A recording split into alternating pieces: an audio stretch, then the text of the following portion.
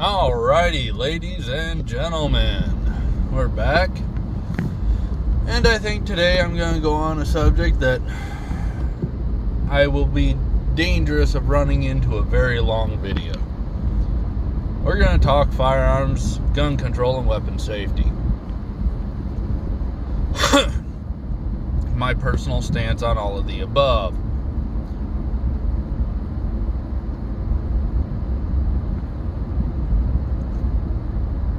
I believe gun control should not exist. And I know that's a controversial take, but I also believe that every human life is not precious. Let me quantify that.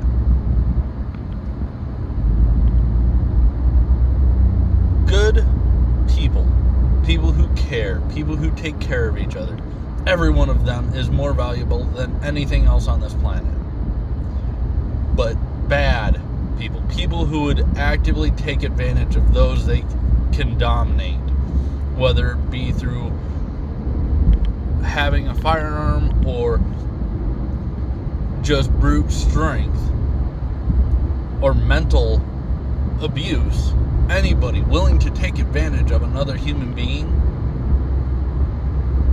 is not worth my time. Am I saying they all should die? No. I'm not, no. But if somebody is willing to come and try to put my life, my family, in harm's way, then they have made their choice. They have chosen that they value my stuff more than their life. And we can't bow to those people, otherwise they will take advantage of every last one of us. That all being said, if everybody is armed, and everybody knows everybody's armed, you're going to have those who are still going to try, and they will not live long. Most criminals are actually cowards, and if they know that this is dangerous, they won't do it. That's why if you look at maps of crimes, most of the places where high gun violence is an issue, the gun laws are incredibly strict. Because the criminals don't follow the laws anyway. The criminals don't care what laws we put in place. The only people that the gun laws affect are those of us who are responsible about it. Those of us who care. I don't carry a gun, and I do carry a gun every day. I don't carry a gun because it's a weapon, a way to cause harm. I carry a gun because it's a way to prevent further harm.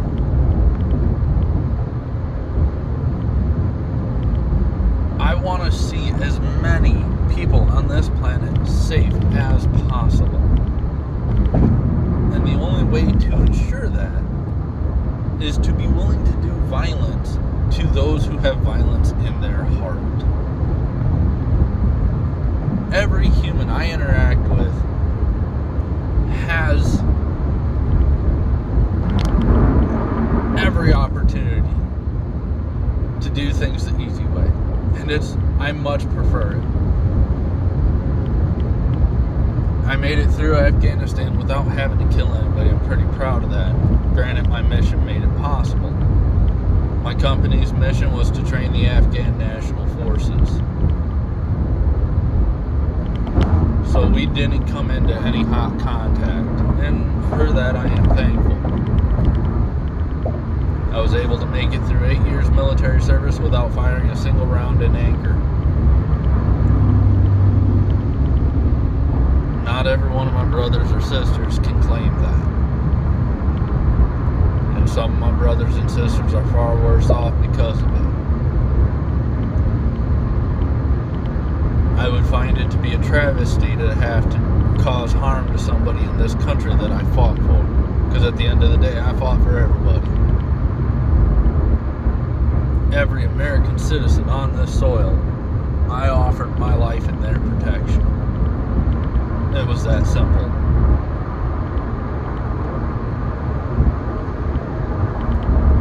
And I made it through that without having to kill.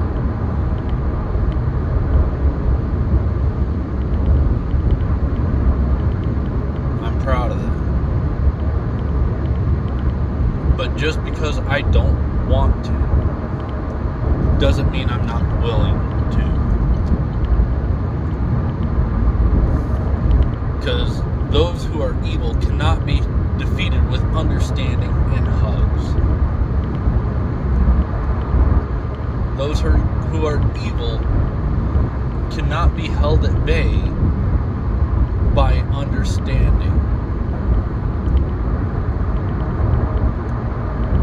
They must be held at bay by people willing to fight back.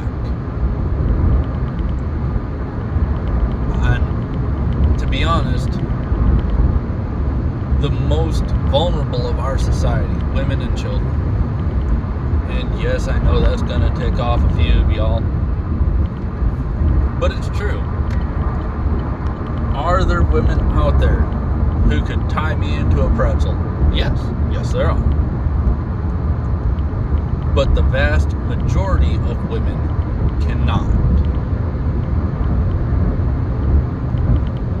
Now, when it comes to me fighting another man, the playing field gets leveled a whole lot more.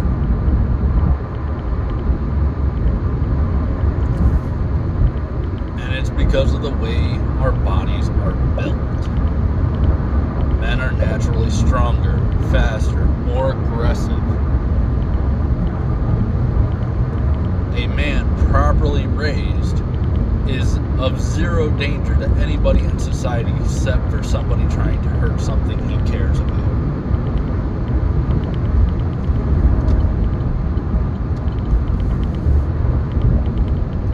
Women, above all else, should be armed and should be trained. My wife carries a gun every time she leaves the house. My wife couldn't fight her way out of a wet paper sack. Love her to death, but hand-to-hand combat is not a gift she has.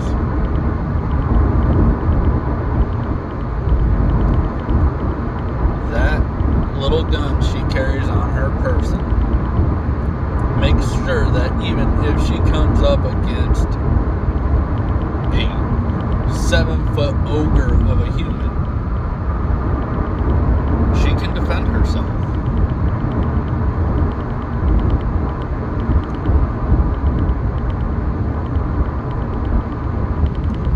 And at the end of the day, the Second Amendment was not written to defend ourselves from thugs on the street.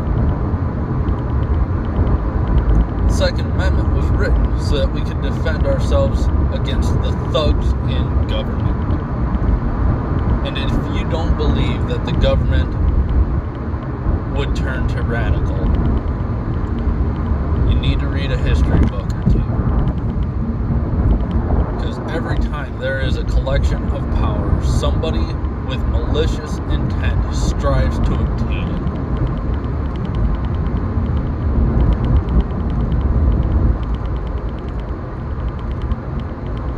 We can see it in our own country. Doesn't matter which side of the aisle you're on. You're looking at the other side of the aisle, calling them Nazis or Hitler or whatever you want to call them.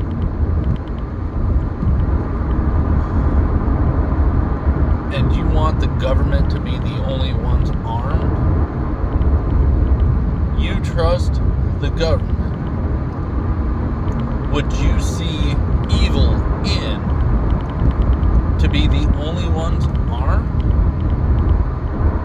I served in the military. I was a part of the government. And I don't trust it.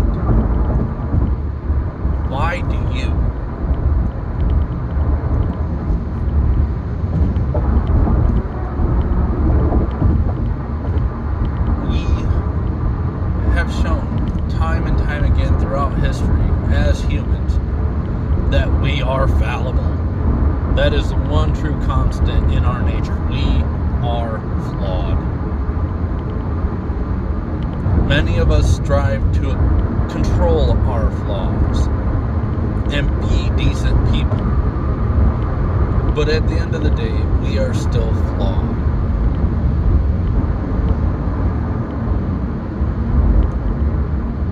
We make mistakes. And there are those of us who actively hurt others. Whether they be a street thug or a tyrant like the leader of North Korea or Putin.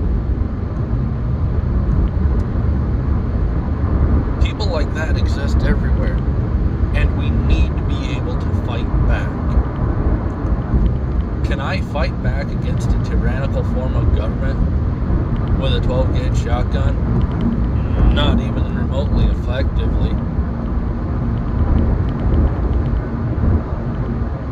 Not even remotely effectively.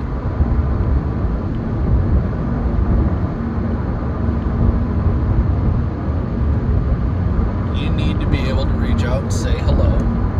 You also need to be able to engage multiple targets in rapid succession.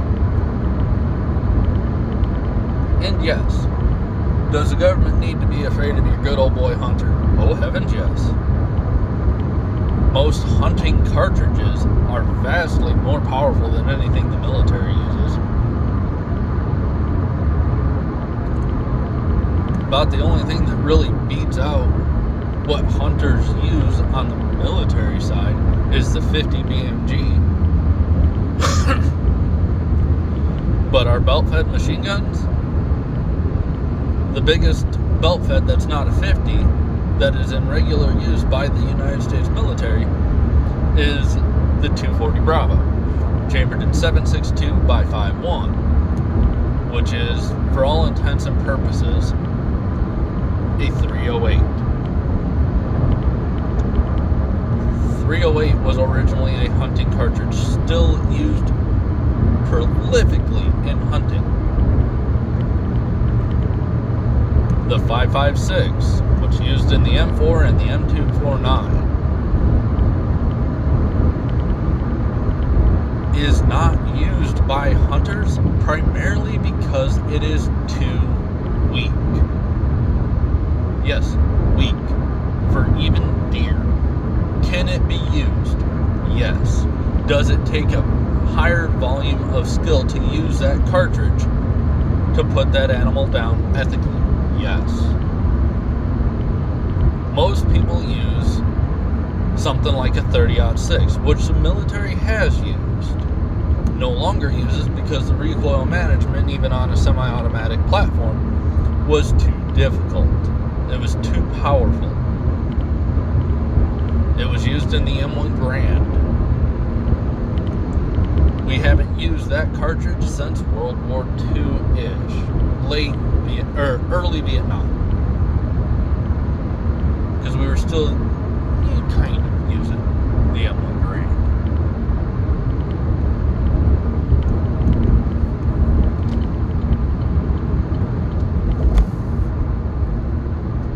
These fear mongers stating that the M4 or the AR-15, which good luck getting your hands on an M4, honestly.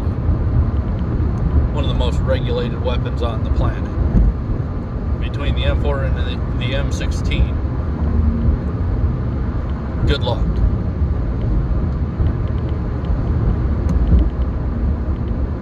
But an AR, it's not a powerhouse of a weapon. Not even remotely close. That's why it's something I can let my 4-year-old shoot. And I'm fully confident I'll cover this subject again with some different rabbit holes to chase. This one's basically an introduction to the Second Amendment and where I see it. Gun control ain't helping us, folks. It's not. We have to understand that gun control is not about our safety, it's about controlling us. The more people they're able to strip of the right to defend themselves against all enemies, not just the street thugs, but all enemies,